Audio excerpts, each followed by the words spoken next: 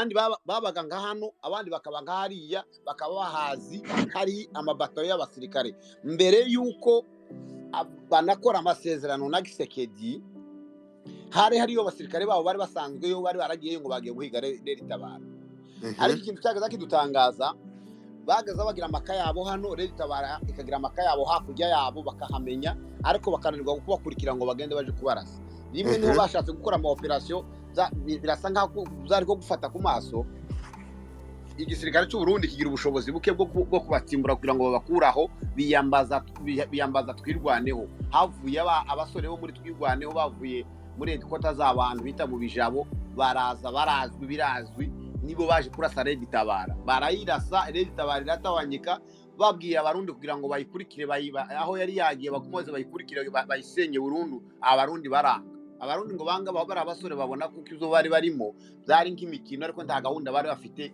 yo kuza kurwana kuko ndi worasa umuntu ngo nibo mukwiye gusoma defense umunanirwa kumukurikirana handi haje kubaka ama defense yagaza bahavuye bakagenda bakubaka ama defense handi hantu hazwi ariko bababwira ati tubakurikire tugende tubasenye mbese barangiza imbaraga zabo abarundi baranga naho niho twabonye kuko hari agakino kaye gakinwa ariko barundi batarico cyabazanye baranahagumye kugezaho bagire amasezerano na Gisekedi haje kwiyongera y'abandi basirikare bamwe bari muri iriya nani yabo muri ariya amasezerano yabo yo gutabarana hakabamwo abandi bari hariya mu rwego rwa EAC urumva rero ndetse mwibuke kuko EAC itarohereza abasirikare mbere yuko inohereza abasirikare Burundi bwo abasirikare babo bari baramaze kugera hariya itaremeza yuko abasirikare babo bagenda batangira kuza babesha ngo abasirikare ngo n'abasirikare ba EAC baravuga ati abasirikare ba EAC ku mugaragaro bari batarahangurwa ngo bazamuke bajari abasirikare ba EAC baje kugenda nyuma abasirikare b'abarundi bamaze igihe hari bigaragara kuko ibyo babesha ngo Tabara yazanywe n'u Rwanda Tabara irakorera Burundi aho bari uno munsi wa none aho bari abarundi bari mu Minembwe aho nahantu tugenda amasaha 2 n'amaguru twirwaneho yarabiberetse indetse yaranabafashemwo n'abamateka ikabigaragariza akabagira ati Tabara ngiri hari ko mwavuze ngo mwaje guhiga Tabara ngiri iri hari ni murase Tabara hari Tabara iri kumwe na mayimayi barivanze na mayimayi n'abareserviste barakorana bose bakaza kurasa twirwaneho bakaza kurasa na gusenya imihana y'abanyamurenge aho ariko Tabara nijya mission yayo nayo yari ifite kuzitera ingabo z'u Burundi yayivuyemo nta Tabara igitera abasirikare b'abarundi bibamwo hariya muri ho plateau Tabara hantituye ntitera abasirikare b'abarundi aho batuye ntibatera Tabara none twambwira gute kuko ari umwanzi wabo kandi bose baturanye banaza naho bari ejo bundi ngo batere hariya iriya ni trike bafite bamaze gupanga gahunda yo kugira ngo wenda nienda bagere kuco bita ngo ni kurwanya abahutu ngo ni ampere hutu tutsi bashaka kurwanya ngo bayikureho ibo bita bavuga kuko ari ngaraba bantu bageramiye gukugwaho ni ukuvuga ngo mission yabiri hariya no kugira ngo Burundi bukora akaduru vaye mu gihugu cyabo noneho nabo batangire kura kwamiriza kwereka amahanga kura kwa Gisekedi aje ahangaha yaje hagiye bimujanga intabivuga akavuga u Rwanda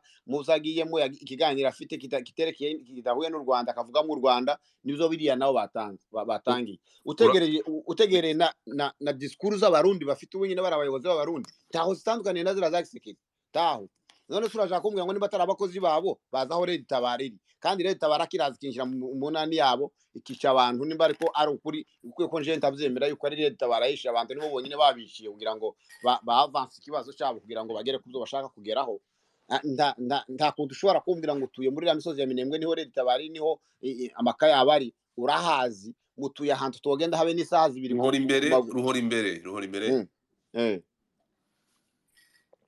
uzi ibintu byinshi uri kutubwira ibintu byinshi ariko ntabwo point yanjye uri kuyigeraho kandi uretse gato wafashe umwanya munini nge point yanjye yariteye irya habanje Tabara ugerageze ubyumve ntabwo nkeneye kutubwira amateka na propaganda amakuru aravuga ko Leta Tabara yari ifitanye ikibazo na leta y'u Burundi, yewe ikanagenda ikigumura ikajya mu ishyamba. Wabidusobanurira twabyumvishe. Icyo nari nkeneye ni gute yaje kwinjirirwa, ikinjirirwa baje kubajoyininga, bagafata umukuru wabo Gisiga bakamwica, koze bari bariho bakayivaho, ikagira imikoranire na leta y'u Burundi uyu munsi. Ibyo nibyo nari nkeneye. Gisiga bamwishe kubera kuko ni ukuvuga ngo bamaze kugirana ibiganiro n'abarundi, hari bamwe batabyemeye. Uruhande rwari ruyobowe na Gisiga ntabwo babyemeye. Gisiga yashatse kugaragaza kuko ibo icyo barwanira ari gukuraho leta mu Burundi. Ibyo nibyo twari dukeneye. Uretse gato, ibyo nibyo nari nkeneye. Nubwo tubwiye amateka menshi, ibyo nibyo nari nkeneye. Bivuze ngo Gisiga ntabwo yemeye kuja muri puce yawe yo gukorana na leta y'u Burundi, kandi muzabajanye hariya ari ukurwanya leta y'u Burundi. Baramwica. Ahita aba rero imbogamizi, kandi nawe yari afite force yari ikomeye hariya, babona ntibashobora gukora misiyo barimo. Gisiga yayitambitse, kandi afite igice kinini cy'abasirikare ayoboye, kandi cyari gitinyitse kurusha ndetse yaba n'ikira cya FNL. Noneho icyo bakoze bagambaniye Gisiga, arafatwa aricwa. Noneho wa mutwe wiwe yari ayoboye usigara udafite ikiongozi, barawufata bawuhuza n'iriya yindi. Ubu ni umutwe umwe wose. Urakoze cyane. Nibyo twari dukeneye. Nicyo nari nkeneye kuva kare. Nicyo Gisiga yazize sinakera, ni vuba cyane. Jipe, uretse gato, uretse rohora imbere nakugarukaho. Godfather uko kumpa complete rohora imbere gatoya. Ihangane gato. Jipe fata ijambo. Ndashaka dukirenge kino kintu, none abantu bumve uburyo iriya Leta Tabara yaje kwinjirirwa igahita ihinduka umutwe wa perezida w'u Burundi. Jipe, nyumwunganire.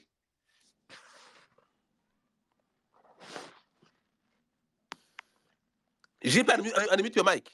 Ibintu nyandikiye ubisobanurire mu magambo arambuye. Uyu sindi umumanure, ubu nta network afite. Mike, fata ijambo, komeza. Njye ijambo ryari ndi n'iryo rohora imbere yushirijemo nshaka kuvuga. Nakubwiye ko muri 2020 nibwo habayeho conflit interne mu gihugu cy'u Burundi. Nari mu Burundi jewe, entre ya Bunyoni n'uyu president uhari Evariste. Bivugwa ko hari ingabo batayo y'Abarundi ya CNDD yari iri mu Rurambo, igiye kurasa uwo bita za Bampemba Gisiga amaze gupfa. Iyo batayo niyo yaje guteza Gisiga yapfuye umwaka ushize. Gisiga atarafa. Bari barahanze bita Mukambiro. Iyo batayo bavuga ko yiyunze na za Bampema, ariyo yaje guteza ikibazo hagati ya Bunyoni na President Evariste Ndayishimiye, kuko ico gizo ngabo Bunyoni yari chef d'état major à la police, uwabo nawe ari chef d'état major w'igisirikare bita Prime niwe waje kuva ngo Bunyoni kwizo ngabo zagiye. Bunyoni umva yarafite ijambo, yaravugaga ari kijana. Izo ngabo zagiye zikurikiwe, zishike basanga nizo ziyunze n'ingabo zaza. Ntabwo kwihanganira, duha umwanya uve mu masafuriya ko turi kuva ibikombe. Reka sinkwemerera. Reka kutugerageza uje ahantu hatuje. Mike, ufite amakuru, ufite ibitekerezo bizima, ariko uri mu masafuriya. Va muri ibyo bintu biri kujegajega, hanyuma ukomeze utubwire. Special recorded, iraza kumva n'abantu benshi. Gerageza uje ahantu hatuje. Ubu wavuga niba wavuye muri ibintu byasakuzaga, tukomeze. Mike, nayo nakumyutinze. Ouvre le micro. Narivuze rero ati rero ku kibazo kijanye ni bita Leta Tabara yabaye detourné n'Abarundi. Mu by'ukuri ubu Leta Tabara urebye neza ukareba aho abasirikare b'u Burundi bandashimiye bari no gutegwa kwaho bateregwa. Iyi ni puci y'abasirikare bari mu gihugu n'abasirikare bari hanze, bari ya Leta Tabara bari mu Minembwe, bari ruguru iwacu misozi iwacu miremire. Kuko urebye ahantu bacunga umutekano n'ahantu bateregwa, niho ndi kukubwira ati uyu Gisiga yaje kwakira ingabo zoherejwe na Bunyoni z'Abarundi zitagarutse muri leta y'u Burundi, arizo zateje conflit entre ya Bunyoni na Evariste. Rero tutagiye mu magambo menshi, hari ko habasobanura mutahazi, urebye intervalle y'Abarundi bari naho Leta Tabara itera iturutse, n'abantu baba baziranye entre n'ahantu nukuvuga ngo n'abasirikare bazwi mu gihugu baziranye bakorana n'abantu bari mu gihugu indani mu gihugu. So byo kuri bavuga rero ngo n'abasirikare ngo bavuye mu Rwanda biki izo ni imitwe tumaranye imyaka n'imyaka hari badusengera turabazi. Ahubwo igitangaje n'ukuntu Ndayishimiye ashobora kuvuga ari amagambo kandi azi kuko ingabo zimurwanya za supportingwa n'igisirikare kiba atunze. Voilà nikuko nabivuga. urakoze cyane ariko ubu ngubu nabuze umuntu wo muri CNDD nta nyeshyamba yabaye muri ntuza iraha Nsanzimana ntabwo waba warabaye Kandi igitangaje Godefroid barandika bakavuga naho batuye. Aho batuye Ibaze niho n'ingabo z'u Burundi ziri. Ariko nta n'umunsi n'umwe barabakorera operation n'umunsi n'umwe. Ico kintu mugomba kucibazo n'ukubera iki batabakorera operation. ni ntuza Kandi bari kumwe babana. Nsanzimana uranyumva Nsanzimana Eric fungura mikoro waba warabaye muri Leta Tabara nta nyeshyamba ya Leta Tabara iri ahangaha kugira ngo duhereze ubwino Nsanzimana uravuga cyangwa umanure ndebere urareba abantu hari akamikoro ugafungura ndebere frame za ntipfuna aha hade undi wamanitse nta buryarya ufite ikintu ushyira kuri ibi kuri aya makuru kuri ibintu turi kuvugaho Yego kirahari Umurundi ego wabaye muri Leta Tabara ibyo si ngombwa kubimenya niba nanabaye urumva byaza kudufasha ushobora kuburi ntabwo ari igisirikare ngo atorotse biraza kudufasha kugira ngo dusobanukirwe ni na byiza ntacyo bitwaye uzaje muri space uretse gato uzaje muri space z'aba Nigeria my friend umugabo araza akavuga ati nabaga muri Boko Haram abasomali bavuga ko babaga muri shabab ntacyo bitwaye ni intambara zo mu karere murabizi hariya ntacyo bitwaye ntabwo bigutera isoni wari urwanira uburenganzira bwawe uri umuredi ariko nubundi ayo makuru kutayavuga n'uburenganzira bwanje biraza kudufasha n'umuntu uranga yumve ko turi kuvuga n'undi wabaye kuri icyo mushaka n'amakuru ya Leta Tabara igihe yatangiriye urumva rero tuyahawe n'umuntu wabaye uko Leta Tabara imeze uko yabanje naho igeze ntekeza ko ibyo bintu mukeneye kumbaza niba nayibayemo cyangwa ntarayibayemo ariko nta kibazo niba uri umumambure ushobora kuvuga ntabwo nabaye umusoda ariko nari umumambure ntaribi ngaho ni ukuvuga reka mbanze shimire uyu niba ari ruhori cyane ruhori imbere niba ari ruhori imbere ibintu byinshi yavuze n'ubwo yabivuze bicucikiranye bimwe n'ibyo ibindi bimwe nabigerekeranya ku bindi bimwe n'ibindi bimwe byari byo ku byinshi nyene probability byari byo no kuvuga Leta Tabara nta nubwo ari yavuba abantu ntibakayi noneho Leta Tabara yanabayeho mbere yuko ari amakimbirane y'u Rwanda n'u Burundi aza kuko ari amakimbirane yakomeye kuva 2015 icyo gihe rero kuva 2015 Leta Tabara yo yashinzwe 2011 nyuma yuko Perezida Pierre Nkurunziza atorewe manda ya kabiri kuko yatanguye gutwara u Burundi 2005 kuvuga 2010 urumva yuko deja yaramaze manda ya mbere amatora ya 2010 yaciye aba hanyuma atangura kuyobora manda rero ya kabiri iya gatatu murabizi ko ariyo yaratorewe 2015 ariyo yaciyemo amatati kubera nyine itarihuje na nibwirizwa shingiro no kuvuga Leta Tabara ico gihe itangura 2011 yari yatangujwe n'umuntu bitwa Alexis Nduhije abo bantu bariko barazanamo ibintu ngo vya sinzi abandi bantu rero kuza bongeramwo ngo bande abo n'abantu bagiye baza nko mu nyuma Leta Tabara yatanguye 2011 Alexis Nduhije amaze kwitegereza akaraba manda iheze ikintu impinduka yo bibaye dusubiye inyuma gatoya bivanye no kungene CNDD-FDD yari yafashe igihugu ntitwovuga kugifata uburyo ki yagihawe kuko yari yagihawe mu ntoke na Pierre Buyoya biciye mu biganiro kuko kiriya gihe nta mbaraga CNDD-FDD yari isigaranye zo kuba yari gufata igihugu ikoresheje umuheto igihugu deja cyari cyaramaze Leta yari yamaze kubakubita baragiye baracitse intege mu nyuma rero haza ibiganiro CNDD-FDD bayihereza ubutegetsi n'amaboko ari nabyo bintu abasirikare benshi bo kuri buye iki gihe binubiye bavuga bati aba bagabo yereka tukabakubita tugakomeza kubagumiza mu mashamba. Ntekereza ko ibintu bitaba bigeze aho bigeze.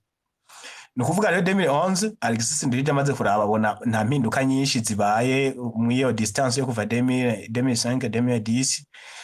Noneho uwatumye izo mpinduka zitaba n'ubundi niwe yongeye agiye gutwara kuva 2010 2015.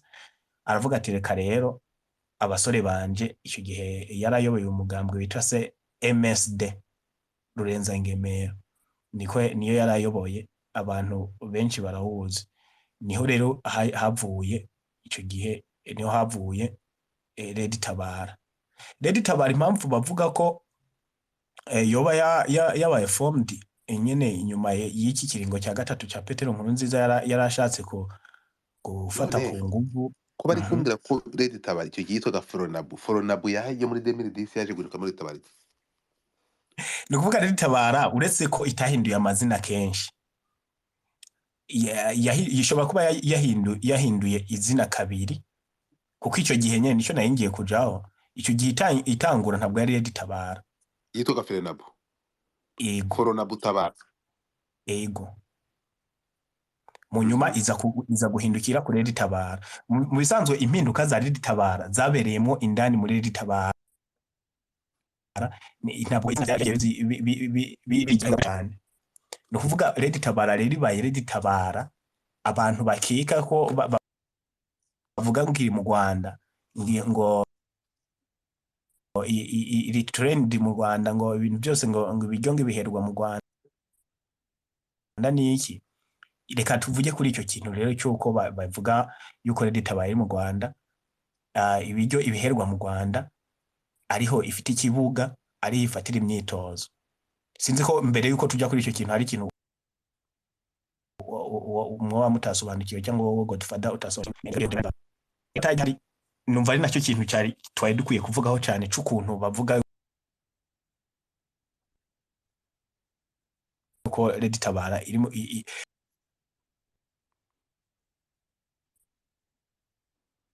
ibonera imyitozo mu Rwanda, iherwa ibigwanisho mu Rwanda, ibiryo byose bibiramo, ibintu byose iri kubiherwa mu Rwanda. Numva kwita ku gitero kibaza kuva Leta Tabara bavuga mu Rwanda. Ibyo bintu bihabanye cyane, bihabanye cyane ko Leta Tabara bameze no kwiri. Ahubwo ikintu ni ikintu kiri muri mindset, kiri mu mutwe w'abayobozi.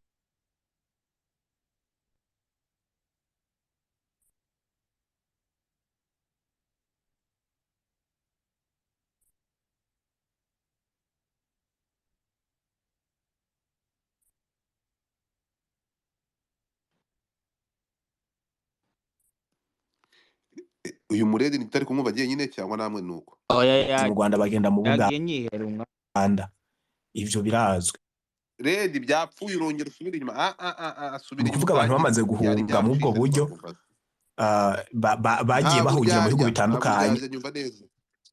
Ariko yashimye na Tshisekedi bariko barategura ishoboka cyangwa se idashoboka. Nta buryarya uriko uratwumva? Mu muting nasubize gaseti inyuma. Nta buryarya uriko utwumva?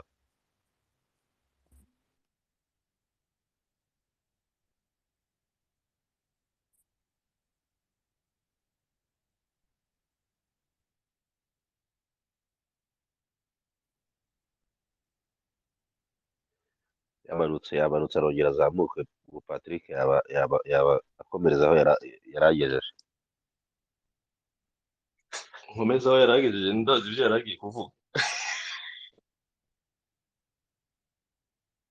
uyu mugabo ni umuzamure, yarashoreye neza, ni umuzamure nimba yamanutse.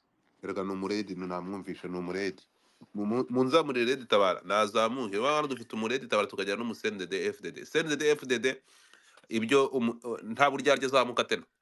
Okay, mugihe atarazamuka rero reka mbabwire ko ivyo yavuga byose ni ikinyoma.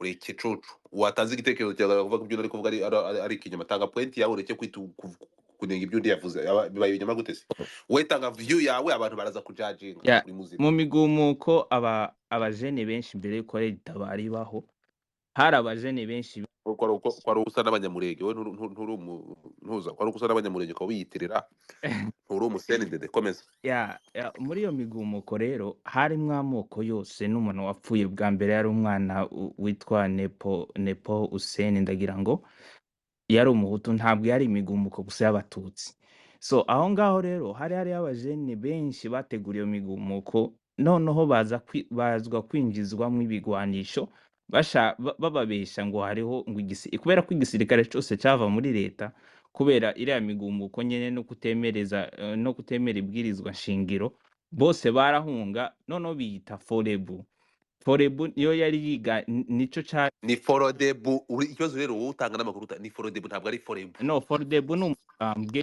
ariko forebu yari abasirikare bavuye mu gisirikare cy'u Burundi ntabwo ari forebu nkuko muko murabivuga citwa forebu so niyo yari yiganjemwo rero abasirikare bose so Leta Tabara nayo yaje ibyo bya forebu baje kubikuraho bagira uruvange rw'aba bajene bari barahawe intwaro bigeze no kubashuka kwanza ngo baje gutera ibigo bya gisirikare muri November I think 13 so ico gihe barabishe bose niyo rero bafashe umwanzuro wo guhunga basanga babasirikare ba forebu benshi bari biganje mu Rwanda n'izindi mpunzi zari muri za Mahama barafata barazivanga noneho bazitreninga n'abajene bose bari barahunze umva ukuntu uri n'ikiwerewere none se wowe uretse gato ndakubaza mbere y'uko uvuga nakubwiye sometimes n'ujya kuganira n'abagabo hano ujye ugerageza ugira ibitekerezo bya kigabo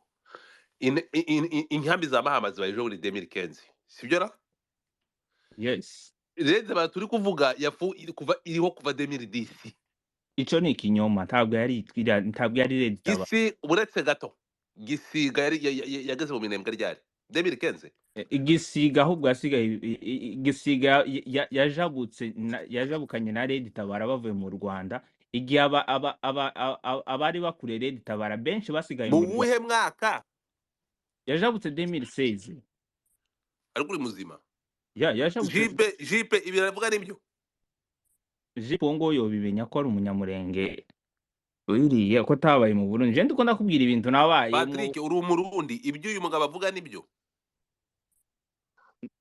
ndi umurundi ariko ku makuru ariho yego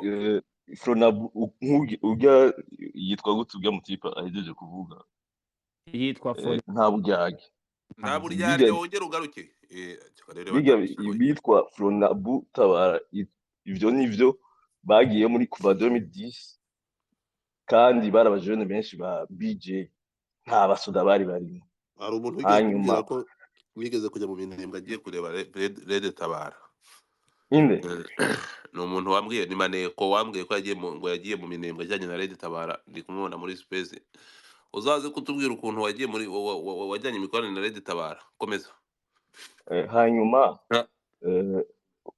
bagiye kuva mbere niho sendede yatangiye gutreninga aba imbonera kure nayo nyene muri Kongo ahantu hitwa Kiriba Onzi biravugwa birasakuza Kiriba Ondes birasakuza baca bica n'ababikira b'abataliyano kazi batatu kubera vyari vyamenyekanye bari bafite ama information urumva ivyo ariko aravuga uyo mutipe no kubesha ni binyoma ni propaganda bateguye bakoresha none iyo umuntu avuye mu Rwanda w'impunzi abantu baja gutabara muri Kongo ntibava Kenya Uganda iyo baciye mu gihugu bica byitwa ko ico gihugu kiba supporting reka Patrick ikintu ngiye baza uyu musendede ni kimwe urukumva ni ukuvuga ngo niba perezida w'u Burundi avuga ko Leta Tabara ari abanyarwanda cyangwa ari abarundi bateranirwa n'abanyarwanda barangiza bivuze ko Kongo n'u Rwanda bafitanye imikoranire ni inshuti niba u Rwanda ruteranirwa rukabohereza muri Kongo ikabakira kugira ngo batere Burundi ubwo ngubwo igisegeti ni ishumi n'u Rwanda no ibyo uvuga ni nako n'undi wari wese yobyumva reka mbanze kusura ngaho mutinga yo mu nonsense Mike wuri uraza kuvuga so hari kindi wavuga so tukiraho niyo tuvuga ko ugivuga bidakwiye ubundi amakuru avuga ko Leta Tabara ya Gisiga yarinjiriwe yinjirirwa n'abarundi bandi ariko bafite mission ya leta y'u Burundi. Gisiga baramumesa, barangije kumumesa Leta Tabara bavuga ko umuntu wari uyirimo wese wari ufite koze ya mbere cyangwa wari ufite ideology yo kuvuga ko bazatera Burundi bamubaze bufuni na buhoro barabica basigara n'izina ariko koze baramaze kwica baramaze no kuyihindura. Niko bimeze, sinaturi kubyumvikana. Nukuvuga ngo iyi Leta Tabara ikintu perezida w'u Burundi na leta y'u Burundi bakoze basigaye bihishe muri iryo zina, ariko Gisiga yapfanye na Leta Tabara ya mbere na koze yayo. Urukumva rero mwebwe nimukomeza abantu bajya baza hano bakavuga kuko twakurikiye amakuru my friend, abantu baraje baduha amakuru. Leta Tabara ya kera ntabwo ikibaho, yapfanye na Gisiga, hanyuma abarundi nibo baje nyuma cyangwa aba perezida w'u Burundi asigara na kiriya kintu na ririya zina ariko ririmo abasuda b'i Burundi. Kagomaze ikintu kimwe mbere yuko mufata n'abantu nk'ibiwerewere bantu muri iyi space, reka mbabazi hagira umuntu uza kuturebera atufatire map nawe wagenda ugasoma. Nukuvuga ngo aho iyo Leta Tabara mugabo yari kwiriza amarira nk'ay'imbogo avuga ko abarundi ngo bapfuye mu Gatumba ngo bishwe na Leta Tabara. Iyo Leta Tabara ahantu iri ni ku mupaka w'u Burundi muri Sud Kivu, bafitanye ni ku mupaka w'u Burundi na Kongo, niho Leta Tabara iri. Hanyuma uyu mugabo wahereje ingabo zikarenga kuri Leta Tabara kandi yaje kwica abarundi bakabasigaho hejuru ahariya ku mupaka w'u Burundi bakaza kurwana muri Nord Kivu, ibyo bintu bimakinga sense? Kuki niba mu by'ukuri yabonaga afite impuhwe, yagiriye impuhwe abakongomani kurusha abarundi, yagiye kurwanira abakongomani atagiye guhorera abarundi be bapfuye. Anga bita bibikwereka rero Leta Tabara bamaze yarahindutse ntikibaho. Leta Tabara n'ingabo z'u Burundi ziri mu minembwe ariko bakoresha ririya zina mu nyungu zabo bwite. Iyo baza kuba Leta Tabara n'abanzi b'u Burundi, ntabwo uyu mugabo ari kohereza ingabo zize kurwanya M23 zisize Leta Tabara kandi yarisha abarundi, ntibishoboka. Urukonyeva so bavuga n'iki gitero ko cyo mu Gatumba bavuga ko ari sendede yagize kugira baronke impamvu yo gusigura igituma abasoda bari Kongo, igituma bagomba gutera u Rwanda. Bavuga ko ari sendede yacikoreye. Uko niko kuri tore Gisiga, uyu no Gisiga ariko Godfather no kwere kutinya kuganira waretse nkagweza amateka ko byabaye byose tubi. Nta mateka y'iki wowe ko ari uruhinja uri hariya ari wona nta nubwo urarya n'ikiro cy'umunyu aho utangire kuganira kuri ibi biganiro. Wowe ni iki wavuga urushinge utoragura muri aba kwari gushaka ngo barase P5? Urumva ni force y'u Rwanda ari ishaka kurasa P5 ina kirika ntabwo bagiye kureka kubwire my friend aho ngaho uri kumva ko umufite amakuru acuramye. Ibyo bya P5 ubu uri kuvuga ile ni habari za zamani, ni zamani za kare. Uzi impamvu uri kukubwira gutyo? Ntabwo u Rwanda urimo kunyumva rwashaka kurasa umwanzi warwo ngo ruje gutira ngo ruje kwihisha mu ishusho y'abarundi my friend. None se rwabacenye inyuma ndeko kubaza kose kamanze nakumanure kavuki ntabwo ari umutinya ibiganiro emanuka agenda uvugire hasi kwishindura ibirenge. Aha nta buryohe numvisha uza amateka afatiraho. Ni network za Ezanse nizo zari zigenze nawe. Urumva ushima Imana noze nibasoje baramumeshe Gisiga gapfa urukumva udashima Imana kubona afite na network allez-y. Je vous écoute. No kuvuga naringeze kuva 2011 kugira 2015. Yego aho hagati uze kutubwira urupfu rwa Gisiga, utubwire n'ukuntu mwinjiriwe mukaba mu infiltré, hanyuma none Leta Tabara yari ifite kozi igapfa igasigara Leta Tabara yanayishimiye. Gisiga apfuye vuba nta nubwo Gisiga yapfuye kera. Yishwe nande uraza kuhagera gusubira inyuma. Reka ndakubwira ukuntu urupfu rwa Gisiga rwagenze n'icyatumye nyene Gisiga apfa. Habaye mu burangare muri make bwa Leta Tabara. Ni ukuvuga Leta Tabara yo kuva 2011 kugera 2015 haba iriya migumuko abarundi bagatangura guhunga iratandukanye na Leta Tabara ihari uyu munsi. ndashaka kuzidutandukanye. Urakoze cyane. Ahanga niwo tugomba kuzitandukanya rero tukabimenya. Ahantu bitandukaniye rero ni hamwe. Ni ukuvuga icyo gihe kuva 2011 kugera 2015 Leta Tabara leta y'u Burundi yari yizi. Yari izi ko Leta Tabara ihari kandi ko umugambi ifise yuko ari ukuzohirika ubutegetsi bwa CNDD FDD igihe runaka igihe cyose Leta Tabara izobonera inguvu zo kuba yohirika ubutegetsi bwa CNDD FDD iyo leta yari bizi ko Leta Tabara ari uwo mugambi ifise.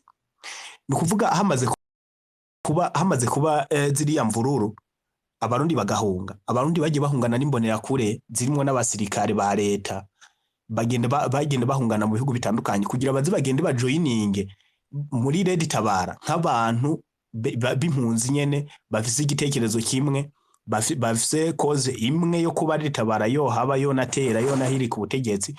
Leta rero yagenda irungikamo n'abasirikare ba leta imbonera kure bakagenda bajanye. Ari naho ndababwira ko Leta Tabara yagize uburangare yibagirwa habayeho kwibagirwa cause ya mbere nabo ubwabo bariyibagirwa baribo bituma binjirirwa n'izo mbonera kure binjirirwa n'icyo gisirikare cy'u Burundi abantu bagiye barungikwa nyene urabona ko niba abantu bahunze igihugu cyakira umuntu wese ahunze avaho hantu nta numwe bavuga ngo naka gutya. Ariko rero icyo gihe barabakira bakabakira nyine bose bataje ku mugambi umwe bose badahunze. Ni ukuvuga Leta Tabara ahantu yasamariye abantu bamaze guhunga 2015 Leta Tabara yo yiyumviriye ko abahunze ari abantu basangije umugambi umwe na Leta Tabara bumva ko abantu bahunze ari babajene bonyine bari bakoza mu manifestation i Bujumbura bari abajene bo kumusaga no mu yandi makariti hari hakazemo amanuza mu manifestation bavuga Leta Tabara yo ko yiyumvira ko arabo nyine bahunze ntigeze yiyumvira ko hari abandi bantu babaje bihetse inyuma.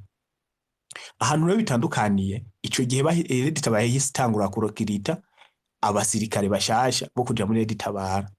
Icyo gihe kuva icyo gihe cyose Leta Tabara yakorera muri Kongo. Ari naho nza kugenda ntandukaniriza n'ivyo leta y'u Burundi ivuga ko Leta Tabara iri mu Rwanda. Leta Tabara icyo gihe ari muri Kongo, nta Leta Tabara yigeze iba mu Rwanda. Leta Tabara ibintu byose yapanga bipangira muri Kongo. Barabarokirita babinjizamwo. Abavyibuka neza hari igitero cabaye ni 2015 ni nka 2016 muri make kibera mu Cibitoke harapfiriye abantu benshi. Aho niho rero Leta Tabara yitangwe gutandukanira ya mbere n'iki gihe bya bitangwe kugaragara ko harimo itandukanira kuko icyo gihe habayeho gushukwa abantu babaha imyitozo mike ifadika mike yindi nko kuba bakwigishije gufata imbunda ukarekura isasu barangiza bakakohereza kugenda kopera igihugu gifise ingabo gifise na president gifise bakakohereza mu genda opere. Icyo gihe barabashuka baragenda haguye abajene benshi mu Cibitoke. Abajene benshi bakiri bato barahaguye bashutswe n'abantu baje vuba babeshye ko kumbe bo abo bari baje vuba babwira bari connect na leta y'u Burundi bakababwira bati bazoza iki gihe iki niki bazinjirira hano ahantu muhacunge muhafate nibakinjira bazoza bameze gutya na gutya muhite mukubita. Icyo gihe haguye abantu benshi cyane harapfuye abajene ku buryo bufadika. Icyo gihe rero Leta Tabara birinjiriwe iriya nkozi y'ikibi bari muri kuvuga ngo ninza bampema man. Leta Tabara ntihakagira umuntu yongera kuyivuga muri make. Nta Leta Tabara igihari. Iriya ni nka tuvuga yuko ari nka batayo y'igisirikare cy'u Burundi kivanzemo n'imbonera kure nyene cyo kuza kirashaka ibintu vyo kubeshabesha nyene kugira ngo babone ivyo bavuga. Naho Leta Tabara muri make ntayihari ibisa nkaho atayigihari icyo gihe yacitangura gusenyoka abo bajene bamaze gupfa bace batangura kubona yuko iyi Leta Tabara yinjiriwe kandi babibonye ko binjiriwe batagifise imbaraga zo kuvuga bati abatwinjiriye reka tubakuremo twongere kuba Leta Tabara ya kera ntuza Gisiga aza kuyobora Leta Tabara we yayiyoboye Leta Tabara itarinjirirwa nyene yatanguye kuyiyobora Leta Tabara itarinjirirwa nizo mbonera ko nisho gisirikare cy'u Burundi ikiri Leta Tabara y'imbumbe nyene mu nyuma rero yinjirirwa na banza bampema nibo baza bizanisha nyene ibintu vy'ibiteka mutwe yuko bari mu murongo umwe kandi mbere Leta Tabara igishingwa bari bafise umugambi yuko ishinzwe ku mugambi wo gukuraho CNDD-FDD kandi probably nka 90% y'abo bantu nkuko leta wanashaka yabifata barabatutsi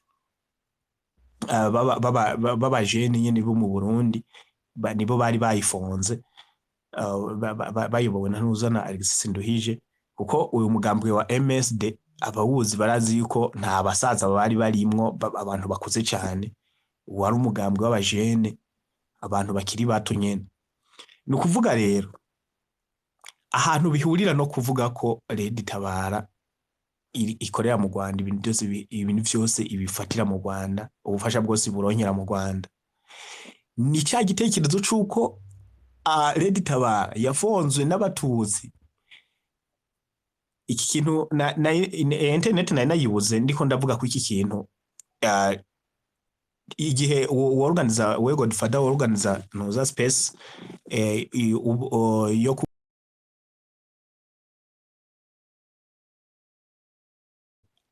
na Gisiga bariko barategura iyo gutera u Rwanda ishoboka canke idashoboka narakivuze ko ico gihe aho abarundi batangura guhunga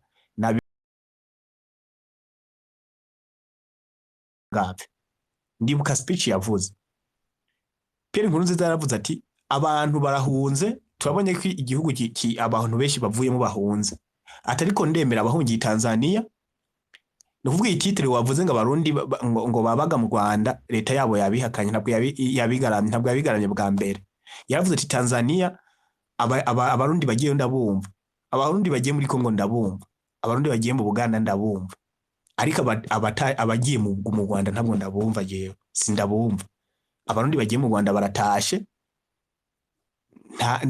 ntabwo muri make ntibakira abarundi iyo speech yavuze 2015 nyene zishira 2016 arubaho kavuze aho gaho hatinde gato yavuze buki Pierre Nkurunziza ubwiwe ehe yari president icyo gihe abantu benshi barezi ni yari president abantu barahunza igihugu urabibonye ko bahunza igihugu bahunza ari benshi nuza iriya coup d'etat yari yamaze gufa nyene yarase na ntuza niyo mari yahunze hanyuma president ubwiwe waravuga ati okay abarundi barahunze nabibonye twese twabibonye